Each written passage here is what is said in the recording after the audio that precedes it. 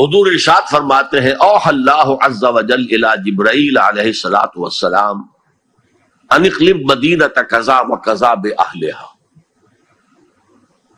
اللہ تعالیٰ نے وحی کے ذریعے سے حکم دیا حضرت جبرائیل کو کہ فلاں فلاں بستیوں کو الٹ دو، تلپٹ کر دو. جیسے صدوم اور عامورہ کی بستیوں پر عذاب آیا تھا ویسا عذاب ان بستیوں کے اوپر لے آؤ. قال فقال،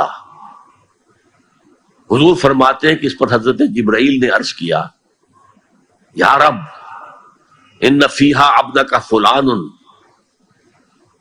لم یعصک طرفۃ عین. اے اللہ میں اس بستی کو الٹ دوں، اس میں تو تیرا فلاں بندہ بھی ہے جس نے کبھی پلک جھپکنے جتنی دیر بھی کسی گناہ میں بسر نہیں کی. اب آپ کسی آدمی کی نیکی کا تصور کیجئے. یہ گواہی دینے والے کوئی کرائے کے گواہ نہیں ہے جو عدالتوں میں پھرتے رہتے ہیں جو چاہو گواہی دلوا لو، اتنے پیسے چاہیے. جبرائیل ہے. اور کس کی جناب میں کہہ رہے ہیں؟ جہاں ابو جہل بھی جھوٹ نہیں بول سکے گا. یا رب ان فیہا عبدک فلان لم یعصک طرفۃ عین، الٹ دوں اس بستی کو. اب جواب سنیے. قال فقال، حضور فرماتے اس پر اللہ نے فرمایا اقلبھا علیہ وعلیہم، الٹو اس بستی کو، پہلے اس بدبخت پر اور پھر دوسروں پر.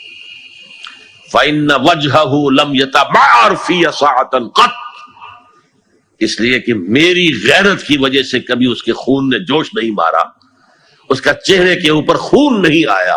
آپ کو کوئی ماں کی گالی دے، اگر تو آپ میں جان ہے تو وہ جانے دیں گے اس کو، اور اگر جان نہیں ہے آپ اس کا مقابلہ نہیں کر سکتے تب بھی غصہ آئے گا، کانپیں گے آپ غصے کی وجہ سے، چہرہ آپ کا سرخ ہو جائے گا. یہ تو کم سے کم ہوگا نا. لیکن یہ اللہ کا بندہ اپنی نیکی میں لگا رہا، اس نے دیکھا نہیں ماحول میں کیا ہو رہا ہے. ماحول میں اللہ کی شریعت کی دھجیاں بکھیری جا رہی ہیں، ماحول میں اللہ کے احکام پاؤں تلے روندے جا رہے ہیں. یہ لگا رہا تو فقط اللہ اللہ اللہ، یہ زیادہ بڑا مجرم ہے. لہذا بستی کو پہلے اس پر پلٹو اور پھر دوسروں پر.